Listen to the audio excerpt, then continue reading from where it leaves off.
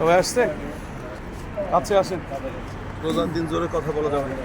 আমরা ওই পাশে গেট, এই পুরাটা হলো কবরস্থান। এই যে যতগুলি ইট সাদা সাদা দেখতেছেন, প্রত্যেকটা নিচে একটা একটা কবর। এদেশে সিন্ধুক সিস্টেম কবর আর কি, ওইখান থেকে শুরু। এইটা হলো কবরস্থানের মাঝখান দিয়ে এই রাস্তাটা তারা করছে, এই ওভারব্রিজটা করছে কবরস্থানের মাঝখানে, যার কারণে দ্বিখণ্ডিত হয়ে গেছে। এর নিচে দিয়ে সুড়ঙ্গ আছে ওই পাশ থেকে ওই পাশে আসার জন্য। আর এটা হলো ছাল দিচ্ছে যাত্রীরা যাতায়াত করতে, বৃষ্টি মেঘ যেন তাদের না পড়ে। আচ্ছা, এই পুরোটা কবরস্থান ওই যে দেখেন ওই জায়গাটা আলাদা করা, দেখছেন কয়টা লোক দাঁড়ায় আছে।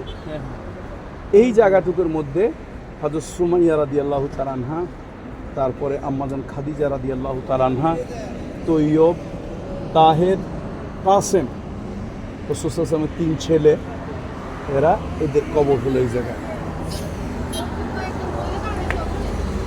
মহিলা দাঁড়াইছে কোথায়? পুরুষ দাঁড়াইছে, মহিলা কেউ নাই।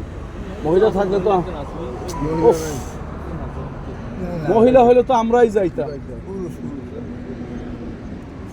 এখন আপনারা খুব আদব ভক্তি নিয়ে সালাম দেন। আসসালামু আলাইকুম ইয়া আহলাদ দিয়ার, ইয়া আহলাদ দিয়ার, লানা আনতুম সালাফুন ওয়া নাহনু লাকুম তাবউন ওয়া ইন্না ইনশাআল্লাহু লাহিকুন। বাস, এটা হলো সালাম দিলেন। এখন কিছু দোয়া কালাম যদি পড়তে মন চায় পড়েন, মোনাজাত করতে চাইলে কিবলামুখী হয়ে কবরের দিকে না। মোনাজাত বন্ধ করব স্যার। জান ওই যে